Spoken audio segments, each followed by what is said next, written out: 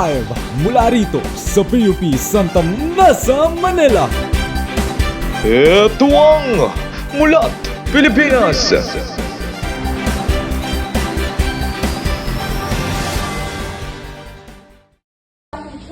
ito na ang pinakamahabang translation sa kasaysayan. Ng ilang mga deboto, mapanagot na ang mga kurakot sa pamahalaan. Nakamatsyag sa balitang iyan si Raven de los Santos. Mamayang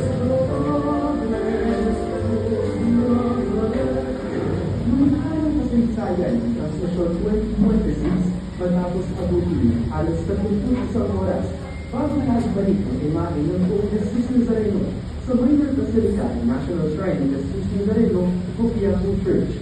Ito na pinakamatagal na translasyong naitala sa kasaysayan ng pista pag-aalas 3 ng hapon ng 25 Quezon Boulevard kung saan libo-libong deboto ang nakipagsaksikan para lang makalapit sa anlas. Halos mapaiyak sa tuwa ang 64 anyos na deboto si Rosalito Vanillas mula Lipa, Batangas. Tuwa kasi meron lang din nakabalik every year. Hindi lang ako. Kasi nga yung ano yun, pag-probinsya pa. Rito Batangas.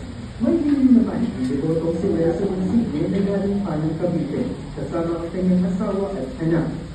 Feeling ko, sino ko ng trabaho sa kasawa ko. Nanay ko saan ko may cancel ko sa so tagal na po. Ano siya, over ko na ako ang debit. Mayroon po eh. Nung hinihingi ako ng policies sa Reno, ibalik namin. Pinagyan ka sa 19 Don Deboto ang sumagot sa kabuuan ng posisyon ayon kay Silvio Rodrigo Communications or Deliver ng Quiapo Church. Habang personal ang ginuwang dasal ng karamihan, may ilang deboto rin may panuwagan sa mga sangkot sa katibaluhan. Yung mga feedback, yung pinangako, dapat yung sinong dapat magulong, sino may kailangan, may kailangan. Bago na nagdasing kwenta, umagan, January 10, matagumpay na ibalik ang imahe ng buong Jesus Nazareno sa Quiapo Church. Ayon sa pamumunan ng simbahan, 4 ang kumpirmadong nasawi at mahigit 1,000 ang binigyan ng tulong medikal. Pagsalubong sa dadaanan nila at pagpupumilit ng mga deboto na lumapit at sumagpas sa andas ang dahilan ng mabagal na daloy ng posisyon. Ayon kay Reverend Father Robert Arellano, tagapagsalita ng Translasyon 2026 program. Pagtitiyak ng Quiapo Church, ikakasa ang mga pagbabago para sa susunod na translasyon. Kabit ang posibleng pagbabago sa anlas, pagpapaitin ng lupa at pamamahala ng mga deboto. Nakamuna sa bawat sulok ng balita. Raven de los Santos, mula Pilipinas.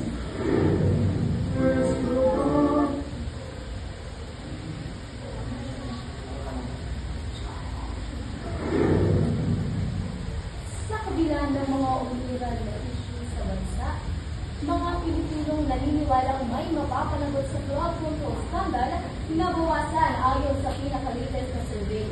Bagamat bumaba, marami pa rin ang naniniwalang may mapapanagot dito.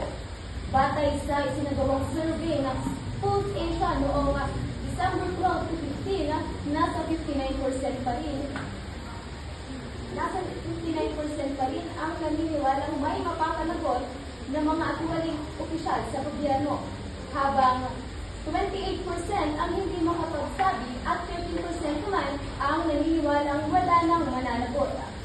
Kung itignan, mas mababa ito kumpara sa survey noong September 2025 kung saan 71% ang may tiwala pa rin sa gobyerno. Makikita nga bumaba ng 12% ang kumpiyansa ng publiko sa posibilidad na may mapapanagot pa. Sa gitna ng lumalalim na pagdududa ng publiko, tiniyak naman ni Senate President Vicente Tito Soto na kikilos agad ang Senado kung sakaling may impeachment complaint na makarating sa kanilang opisina. Ito ay matapos ihayag ni House Deputy Minority Leader Edgar Felice na may ilang mambabatas nung nagbabalak maghain ng impeachment complaint laban kay Pangulong Marcos dahil sa umano'y betrayal of public trust. Kasunod nito, sinabi ni Presidential Communications Undersecretary Claire Castro na handa ang Pangulo sa anumang senaryo at iginiit na walang breach of public trust. Sinabi ng Malacanang na ang posibleng paghahain ng impeachment complaint laban kay Vice President Sara Duterte ay dapat tignan ng patas, tulad ng mga investigasyon sa flood control projects. Ayon naman kay Pangulong Marcos, mahalagang mas suriin ang anumang paghahaing impeachment complaint bago ito isulong. Sa gitna ng impeachment at bumababang kumpiyansa sa justisya, nananatiling tanong kung may tunay nga bang mananagot sa mga isyu ng katiwalian sa gobyerno. Presyo ng mga bulaklak sa Dangwa inaasahang tataas sa nalalapit na pagpasok ng buwan ng Pebrero. Live mula sa Dangwa, Maynila, nakamatsyag sa balita, Rysel de Villa. Rysel, ano na ang lagay dyan sa Dangwa? Brazil, dahil nga sa nalalapit na Valentine's Day, no? Unti-unti na naghahanda ang mga nagtitinda sa sikat na bilihan ng mga bulaklak dito sa Dangwa, Manila. Bagamat hindi pa tumutungtong sa buwan ng Pebrero, tumataas na ang demand ng mga mamimili sa mga bulaklak kung kaya't marami-rami na rin ang nagtataas ng presyo nito. Sa kasalukuyan, kabilang sa top 3 best-selling flowers dito sa Dangwa ang Carnation na nagkakahalaga ng 400 pesos per bundle, Verbena na 200 pesos per bundle, at China Rose na around 1,200 to 1,500 pesos per bundle. Ayon sa mga nagtitinda, China Rose ang pinakamahal na bulaklak sa ganitong panahon at tinataya maabot ito hanggang 2,500 pesos per bundle. Dagdag pa nila, pagsapit na pagsapit ng buwan ng Pebrero, mas inaasahan pa ang patuloy na pagtaas ng presyo ng mga ito. Rysel, may specific date na ba kung kailan inaasahan na mas tataas pa ang presyo ng mga bulaklak dyan?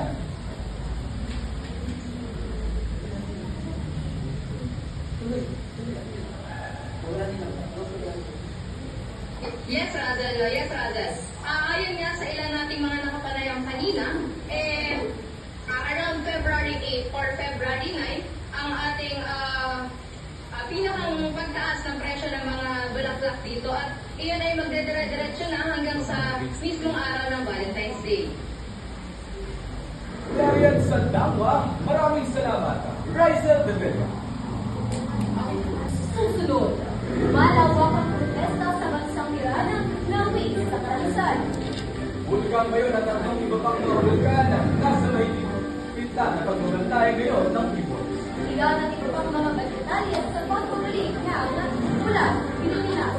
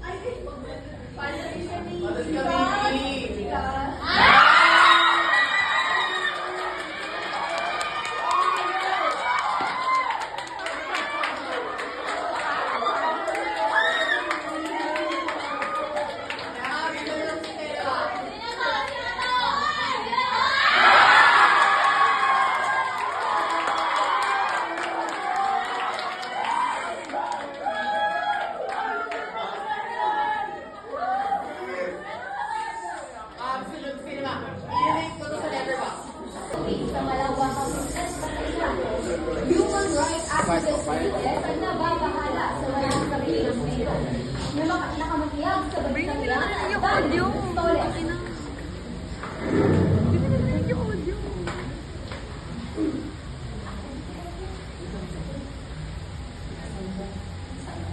Galit ng mamamayan sa gobyerno.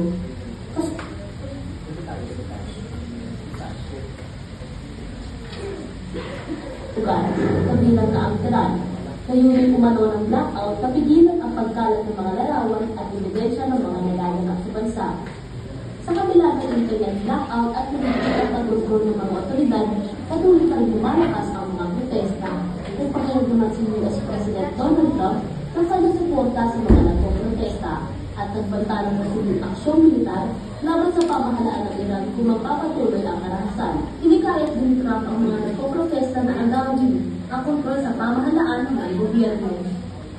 Nakamulat sa bawat sulok ng balita, Danny Pistoles para sa Bulan, Pilipinas. Nabanta na dala ng pag-aalboroto ng Bulkang Mayon, nananatili pa rin itong nakataas sa alert level 3 ayon ito sa Philippine Institute of Volcanology and Seismology o PIVOLS ngayong araw. Sa timelapse na inilabas ng PIVOLS, malinaw na namataan ang aktibong paglabas ng lava mula sa bukana ng bulkan. Itinuturing itong lubhang mapanganib dahil sa bilis at hindi ng init ng gas at arong galanero. Habang nakataas pa sa alert level 3, may tweet na pinagbabawal ang pagpasok sa 6-kilometer permanent danger zone mula sa bulkan. Samantala, umabot na sa 4,000 residente ang pinaligas bilang pag-iingat sa posibleng mas malakas pa na pagsabog sa mga susunod na araw. Nagbabalari ang PIVO sa banta ng lahar flow kung sakaling bumuhos ang matinding ulan, gayon din ang panganib ng ashfall sa mga karatig bayan. Bukod sa mayon, may rin na binabantayan ng PIVOLS ang 3 iba pang mga bulkan sa bansa. Kasalukuyang nakataas sa alert level 2 ang Bulkang Kanlaon dahil sa patuloy na banta rito.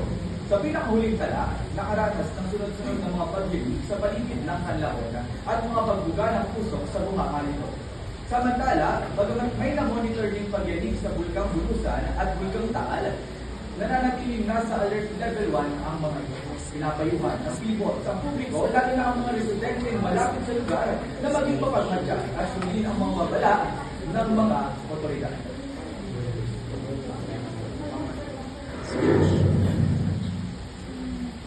Sa batang lima, ngayon lang ito ang nagtatrabaho sa buong Pilipinas. Teka, ano ang nakaulit siya? Maraming anak? Oo, kawawa mga bata na asal. Noong 2012 ay sa batas ng Republic Act No. 10354 o ang Responsible Parenthood in Reproductive Health Act, yung nila bilang Reproductive Health Law, dahil hindi minamadali ang pagiging magulang ito ay pinagandaan. Wow, sipag naman niya, bata pa lang kumakalit na. Kaya nga ay ang dapat tularan ng kabataan ngayon, hindi yung puro reklamo. Mga bata ngayon, sensitive na yun. Tama siya, bata pa lang mga matulungan sa magulang. Nakakatuwa naman. Noong 2024, tinatay ang nasa 861,000 na batang may edad 5, ngayon na rin ito ang nagtatrabaho sa buong Pilipinas. Teka, ano ang nakaulit siya? Maraming anak? Oo, kawawa mga bata na asal. Noong 2012 ay sa batas ng Republic Act No. 10354 o ang Responsible Parenthood in Reproductive Health Act, yung mas kilala bilang Reproductive Health Law, dahil hindi minamadali ang pagiging magulang ito ay pinagandaan. Wow, sipag naman niya, bata pa lang kumakalit na. Kaya nga,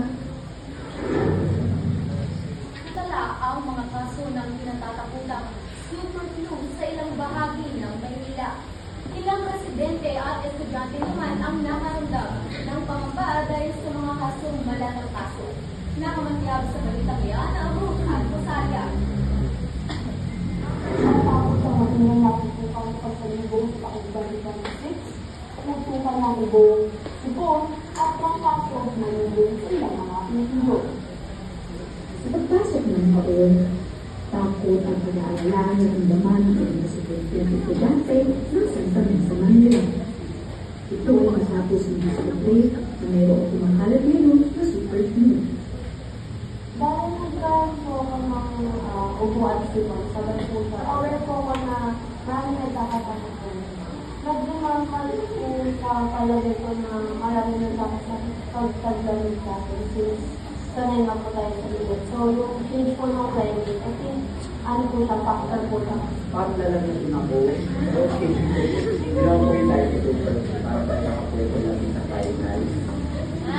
Super flu ay ang virus ng H1N1 na nagdudulot ng seasonal flu. Ayon sa mga eksperte, ito makarinig ang kaso, ngunit mas malalang simptomas, mas mabilis nagiging ang virus, at mas matagal ang paggaling ng mga apektado nito. Ayon sa talang sa Pagkakasal o DCH, umabot sa halos 115,000 ang nagtalang kaso ng malatang kaso sa flu noong nakarang taon. Sa bilang na ito, 63 katao o wala pa sa 1% ang kumpirmado kaso ng super flu.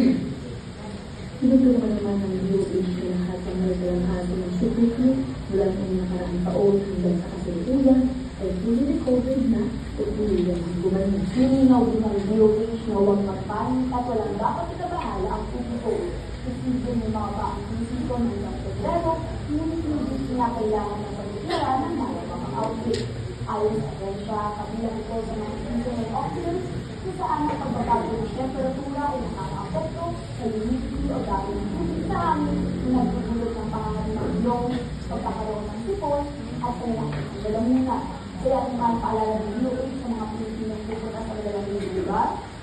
Alarming, but there is a new variant out there. I think the warning I will give is for Filipinos that will travel to the temperate countries, that will go to North America, to the UK. If you go there, be knowledgeable that there is a spread of super flu in that area. Maybe get the Northern Hemisphere vaccine. Narito naman ang ilang paalala ng mga eksperto para sa makikilos at seasonal occurrence gaya ng super flu. Pamimilis ng kamay, pagkain ng mga istansya, pagkakaroon ng pagkakalinga, pagsusuot ng face mask, at pagkakabakuna sa pamulat sa bawat sulok ng salita, sanitaria, para sa mga isina. Matapos ang masinong napusukan sa pagsalita. Lumako naman tayo sa balitang sports. Bagong taon, bagong career high na naman para kay Alex Fiala matapos siyang makamit ang rank 49 sa WTA tennis. Umarang kada sa balitang sports, Shelo Tolentino. Patuloy ang paglilingin ni Alex Ayala sa world stage matapos makamit ang kanyang bagong career high girl rank number 49 sa Women's Tennis Association ang WTA rankings. Mula sa dati ng world rank number 23, umlubante ng 4 na pwesto si Ayala matapos ang kanyang impressive semifinals finish sa ASB Classic sa Auckland, New Zealand, kung saan pinalo niya ang ilang top-ranked players sa mundo, kabilang na sina Olympic silver medalist Donald Vekic ng Croatia at si Amanda Ledet ng Poland. Susunod na sasabak si Ayala sa Puyo Classic sa Australia sa January 2015 bilang paghahanda sa nalalapit na Australian Open, kung saan pasok ang Pinay tennis star sa John ng Castillo sa Tanyo. Nakamulat sa bawat sulok ng balita, Shelo Tolentino, para sa Mulat, Pilipinas. Patuloy ang Kumpirmado na ang pagbabalik sa Pilipinas ng K-pop superstars na BTS para sa kanilang inaabangang world tour. Samantala, patuloy naman ang tuwa ng mga fans sa muling pagbibigay buhay ng Sex Bomb Girls sa kanilang reunion concert. Pre, may chika ka ba yan?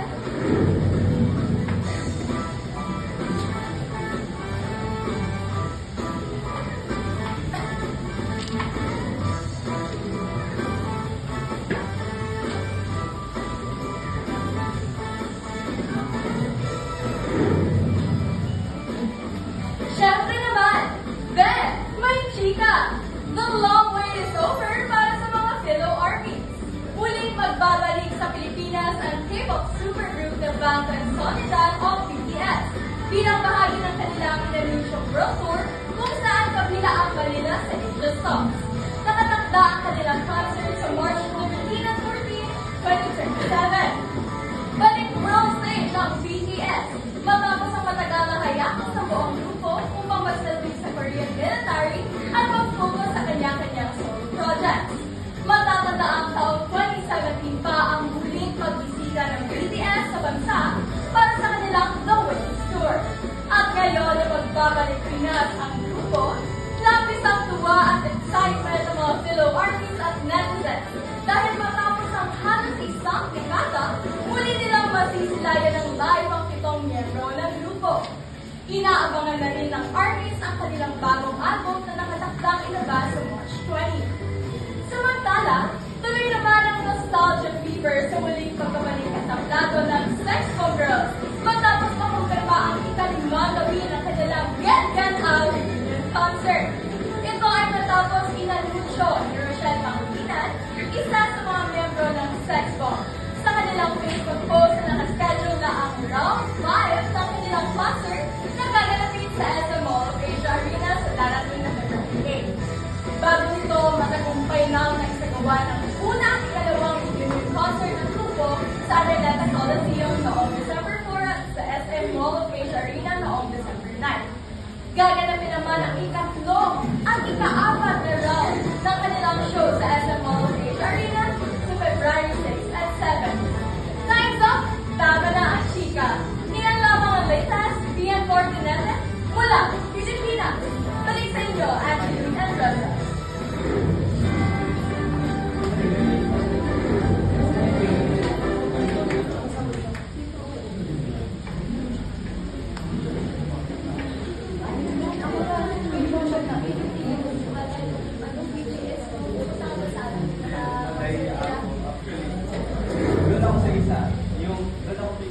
Tingin ako ng check.